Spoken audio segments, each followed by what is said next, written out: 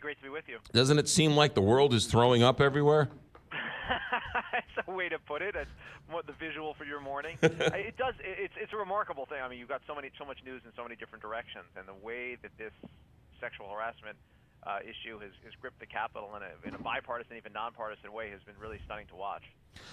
It's interesting how, just in pure political terms, Democrats have even cut Al Franken loose in this, and they're coming down on Al Franken just as hard as they are on Republicans. Yeah, and it tells you how much this story and this issue has evolved over even the last couple of weeks, that within a matter of hours of this coming out, Senator Franken apologizes, and you've got all his colleagues calling for ethics investigations. That is not normal, and it's not what's typically happened in these cases.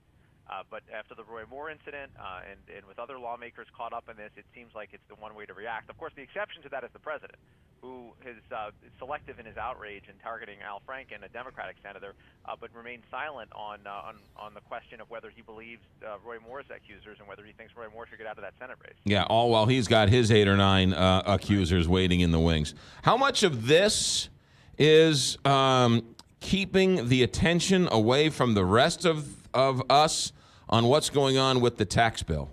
Yeah, it actually could be the best thing that's happened to the tax bill, because that tax bill passed in the House and is moving very quickly through the Senate now without a lot of people paying attention, without people paying close attention to the details. And there's a lot of details in there that Republicans would rather not see focus on. So it's odd, because usually you think that distraction takes away from a legislative agenda. In this case, it may actually move things along. And for Republicans, it just highlights the urgency of getting something done. They're in a situation where they could easily be 0 for the year, and with all these scandals consuming so much oxygen, they want to avoid that and try to get something done.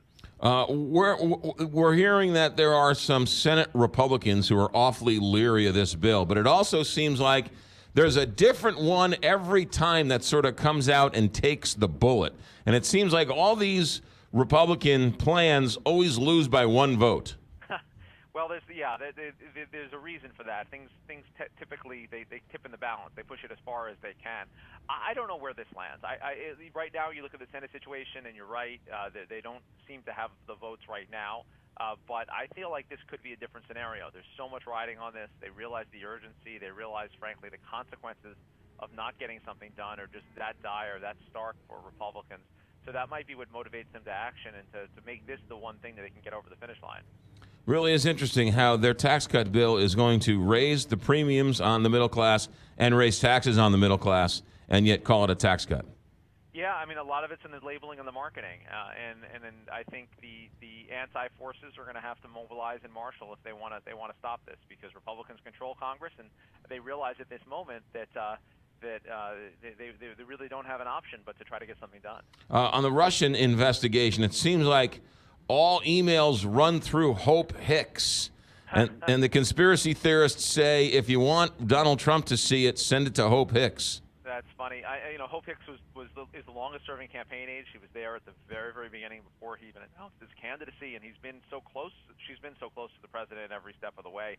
And we know the president doesn't email, so I think that is it is an interesting connective piece of this that could bring all of these different revelations around Russia right to the steps of the Oval Office. Anything going on at ABC News for the weekend we should know about? No, we're going to take it off. Is that all right? I think confronting this as a cultural moment and not a partisan moment, I think, is important.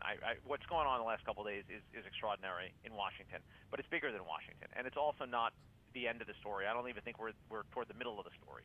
I think we're going to have dozens of people who are involved in this before it's done, if you had to ask me. And I think it's just going to get bigger for a long time. And again, this is not about politics. This is about something a lot larger than that. Rick Klein, you're the best. Thanks for checking in.